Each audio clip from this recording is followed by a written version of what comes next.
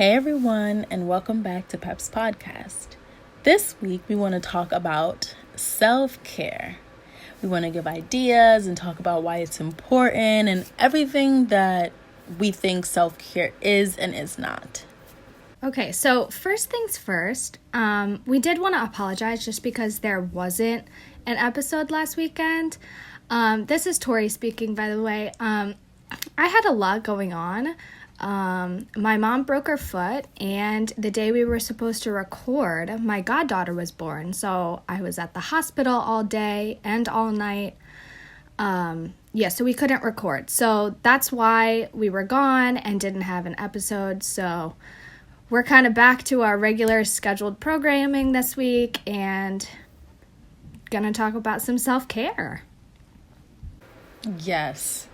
So, okay, well, what is self-care?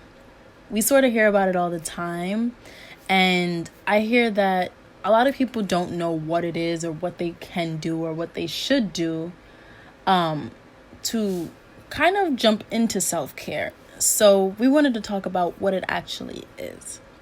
So for starters, self-care is any activity that we do deliberately on purpose in order to take care of our mental, emotional, and physical health. So I saw an article talking about self-care, and someone by the name of Agnes Weinman explained that self-care is something that refuels us rather than takes away from us. So it shouldn't be a hard task.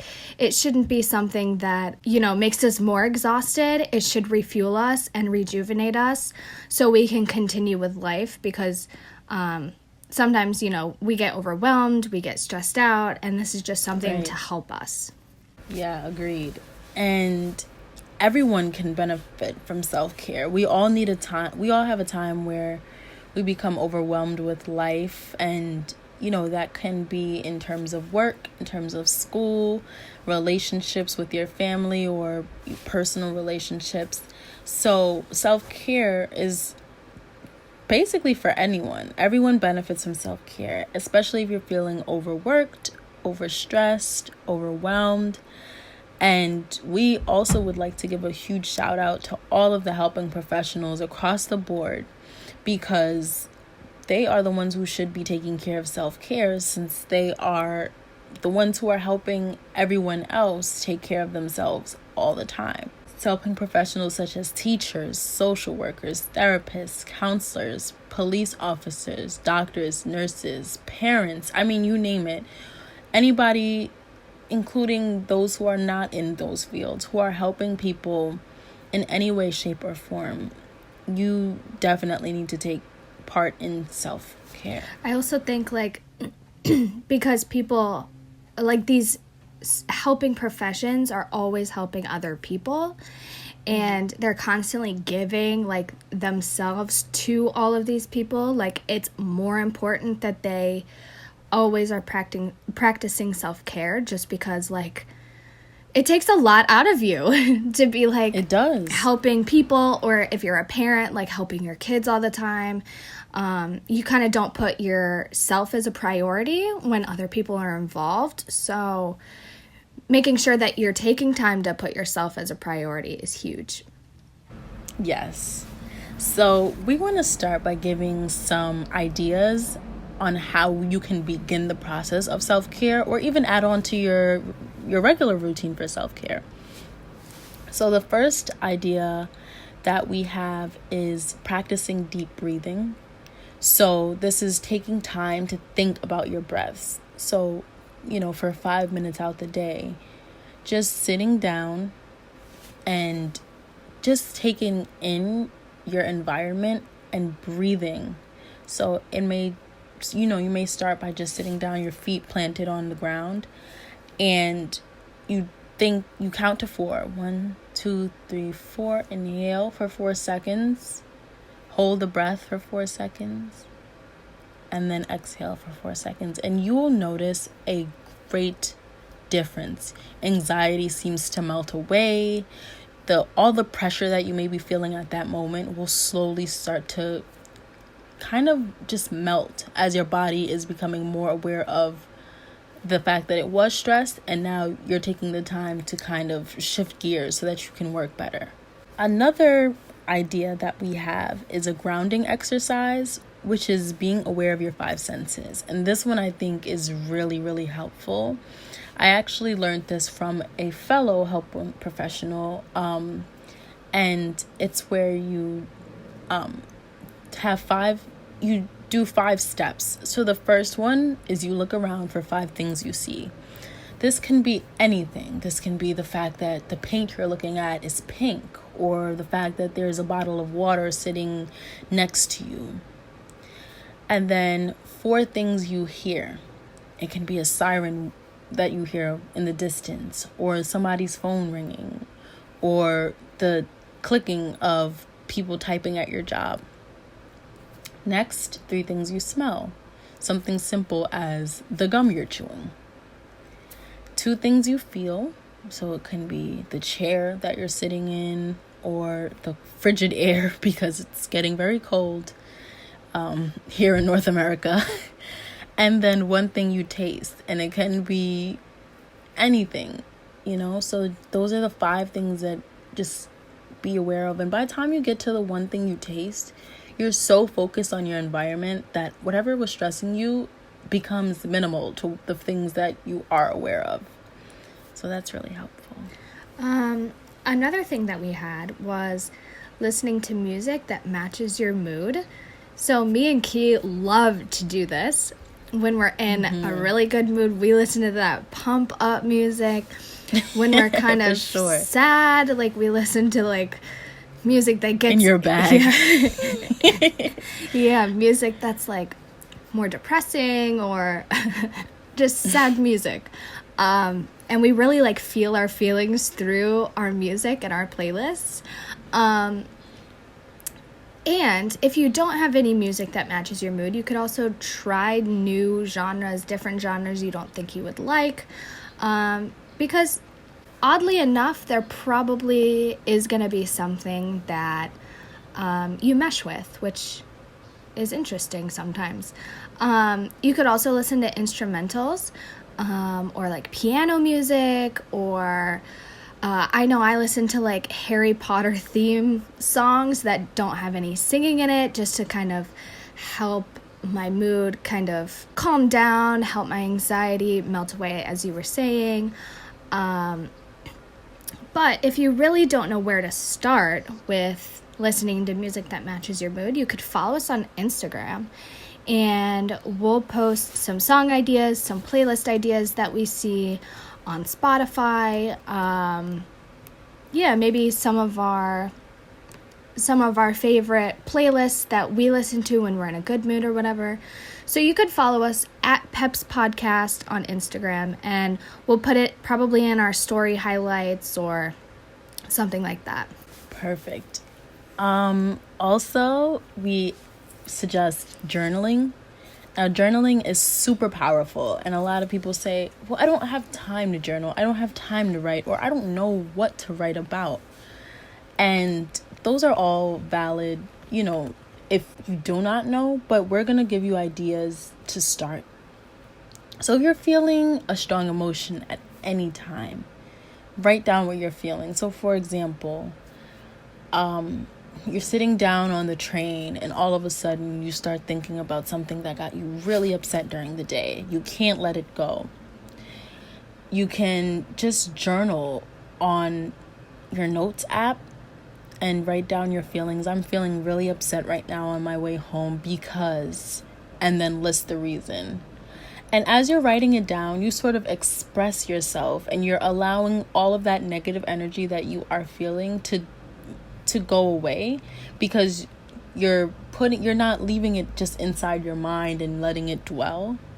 So write down any feelings, even times when you feel really happy. How about, you're sitting down in your living room and you're crocheting a blanket and you just feel at peace. Write about it, and about the hobby or thing, or even a person that makes you happy and why they made you happy. Mm-hmm. For me personally, I like to journal, and what I do is one thing that makes me happy during the day. Now, I'll admit I do not get to do this every day, not because I don't have one thing that makes me happy, but because sometimes I simply forget.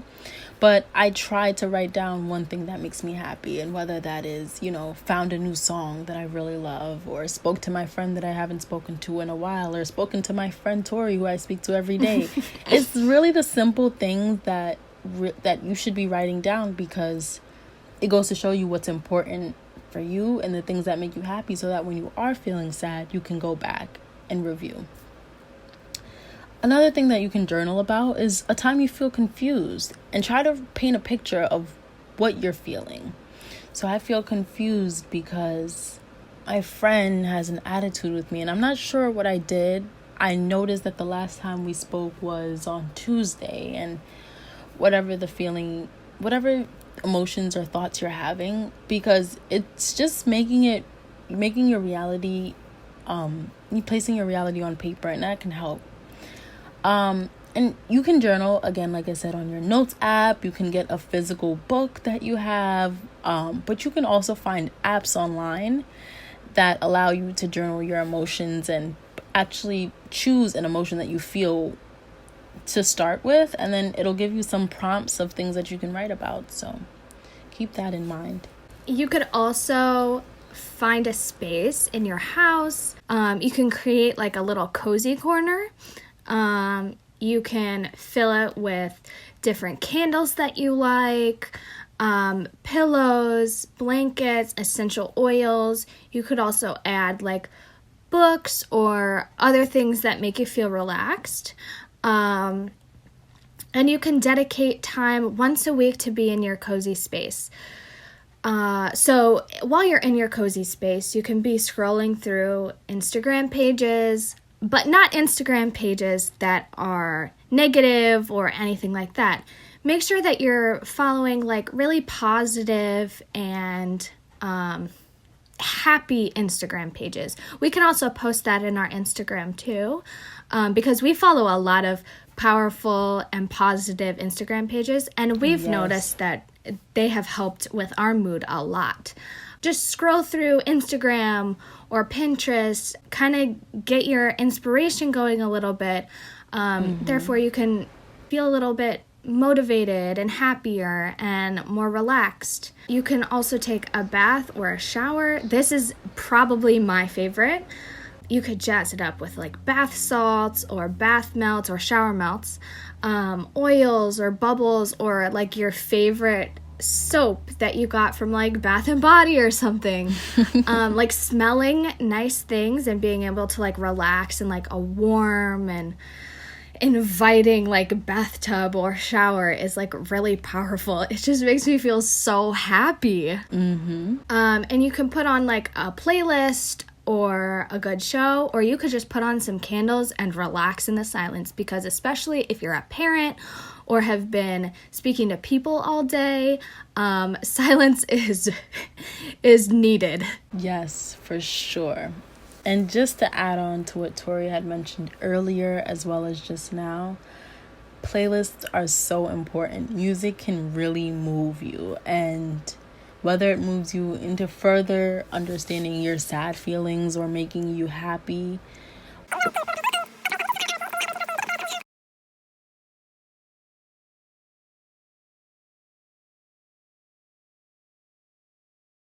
and giving you song suggestions, because whether you like the song or not, at least it's giving you perspective onto different songs that you can listen to when you feel certain ways. Yeah, we're also gonna post maybe on our Instagram story highlights too, just like good wholesome shows that you could watch as well, or YouTube channels to look into, which that'll also help your whole experience.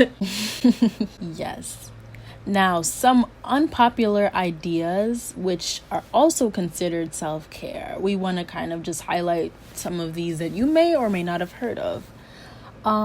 One, make a to-do list. Now, Tori and I love to-do lists because literally it's a roadmap to what you need to do during the day. And oftentimes when we feel overwhelmed, we kind of bask in the feelings, right? It's like, okay, I feel overwhelmed because I have a million homework assignments to do and I have to clean my room and all of this has to be done before my cousins from another state come over. And sometimes we just need to take a minute and start up your day with a nice cup of coffee, tea, some water, something that can help us stay grounded, and just plan for the day. And this will help make the big task seem smaller. And the smaller tasks we kind of check off of our checklist, and then we're able to get through the day that much easier. I'll give an example for myself. Sometimes I know that I have homework assignments coming up on my syllabus, and I know that I also have to plan a birthday party for a friend, for example. And what I may do is write down, restaurants to go to, and then 5-page paper, read assignments, X, Y, and Z. And it's sort of just making it into steps. And once I finish something, I literally will check it off of my checklist, whether that be digital on my phone or a physical checklist. And they may be small tasks such as read for 5 minutes, but it really does make a difference. Yeah, and it doesn't have to take long either.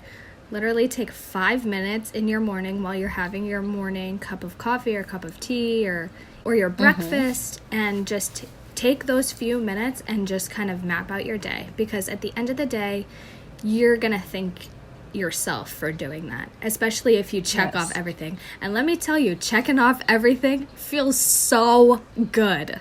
Yes, so you good. feel so accomplished when you're done. Yes. Another idea is get enough sleep. Oh my goodness, this is so important. Sleep is so good for you. So good for you. Get at least 8 hours if you can. If you can get more, get more. It really does wonders for your health and for your mood. You feel just so much better when you get enough sleep. Definitely. So power down a little earlier than you normally would. Make sure that you're kind of turning your phone off a few minutes before bed. That includes your TV, your laptop. Put your work away for the day, and just take a few minutes for yourself at the end of the day before you go to sleep. Do some self-care before you go to sleep, and just, drift off nicely.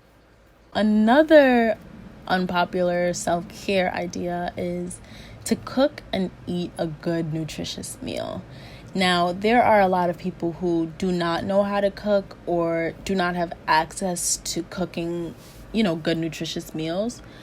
But you do need to give your body the nutrition that it deserves and the fuel that it needs.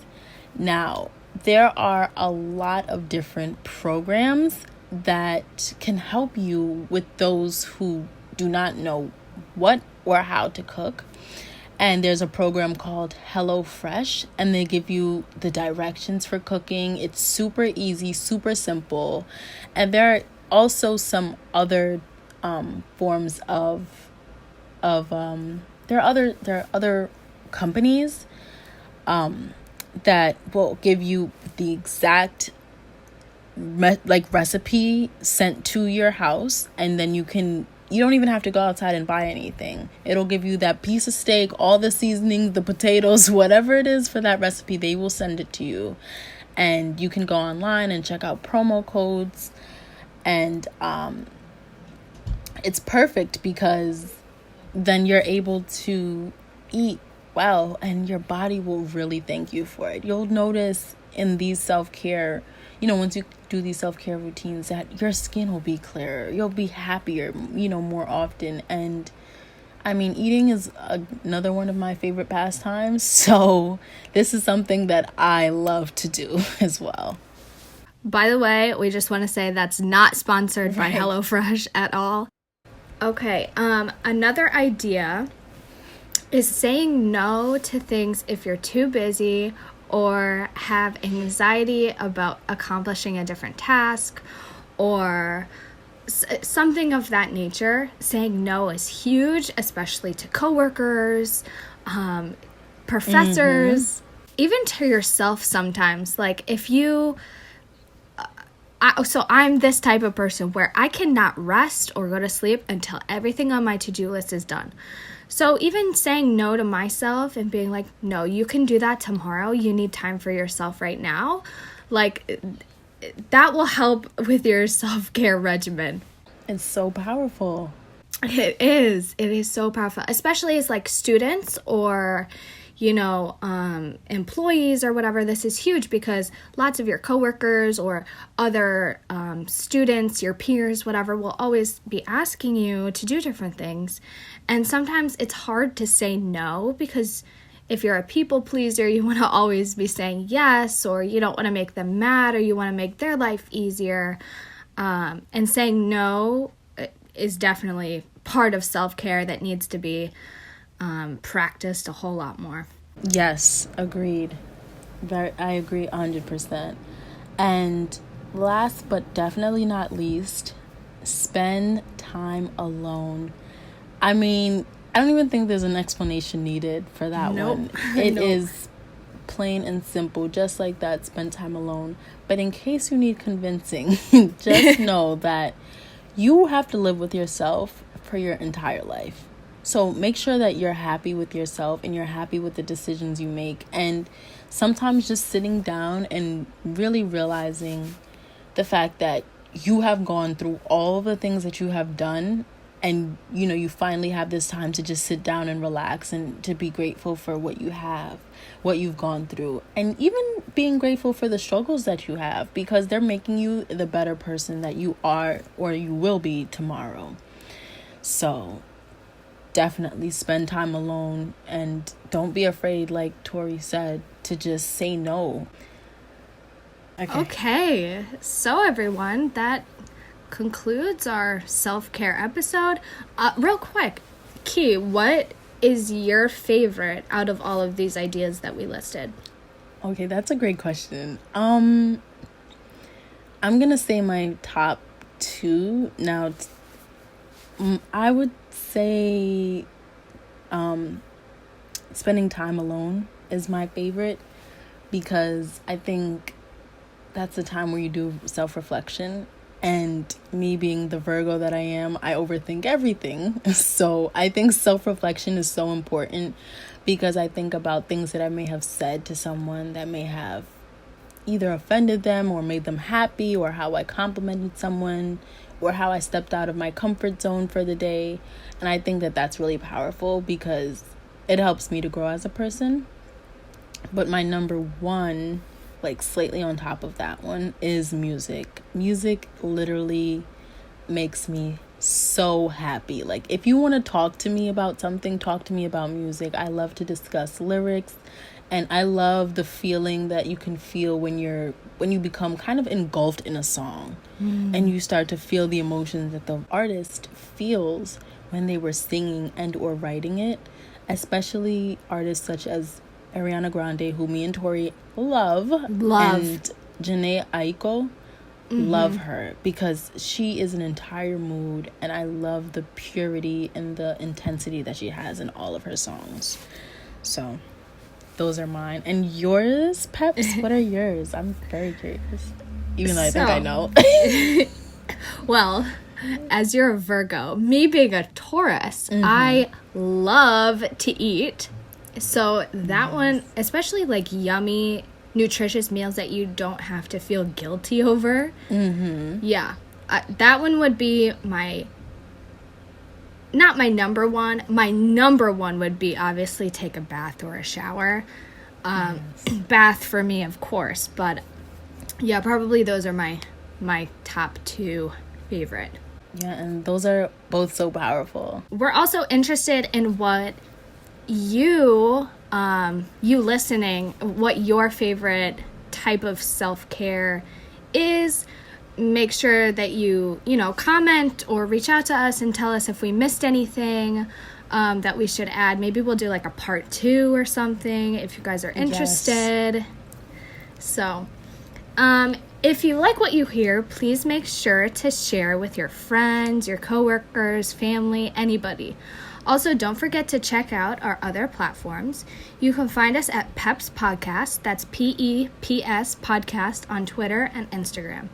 And remember to always put a pep in your step.